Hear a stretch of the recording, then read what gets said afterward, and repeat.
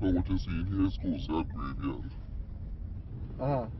All the boats on there are supposed to be doing patrols, all US. Right. None not working. Millions of your taxpayer dollars virtually going up in smoke.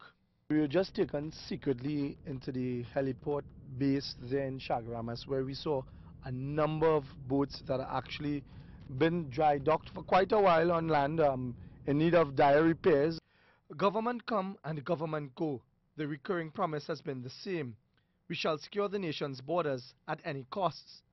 But instead, the drug and gun runners are the ones exploiting the loopholes and having the last laugh, according to the senior Coast Guard officer who took us on a secret tour of the facilities. What you saw there is politics at its best. For the past 5 years, the Coast Guard was handicapped to do its job efficiently and effectively. And as it is, drugs, guns, ammunition, you name it. These guys had 5 years to make their business flourish. Most of those vessels were bought under the PNM administration through the Australian-based company Austal more than 5 years ago. And when they fell into disrepair within a year to 2 years of operation, a lack of funding to service them, the senior Coast Guard officer revealed, left these vessels high and dry on land. The vessels we saw spanned from interceptors to fast patrol boats, and the revelations made by our source about the interceptors would make any lawbreaker traversing the high seas smack their chops. Interceptors are the speedboats that goes out there and intercept targets to bring in the drugs and arms and ammunition. But at present, we have must be 2 serviceable out of about 16.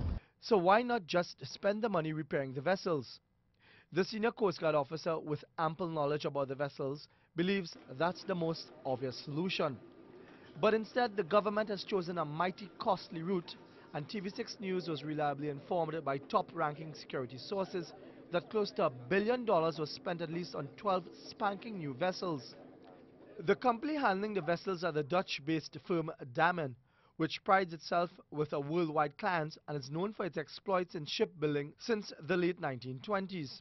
These 6 interceptors, seen here at the shipyard at Antalya, Turkey, were due to undergo trials in late December before they were shipped to the Netherlands for final preparations. There are also 4 other coastal patrol vessels and 2 utility vessels earmarked for different areas along our coastline, as seen here, and the sources give us updates on the status of the vessels.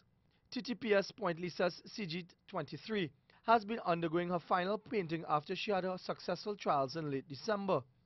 TTS Labre CG-24 is currently on trials in Ha Long Bay, Vietnam.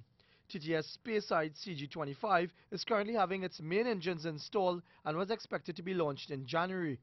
TTS Queenam CG-26 was launched on the 8th of January after having its engines installed.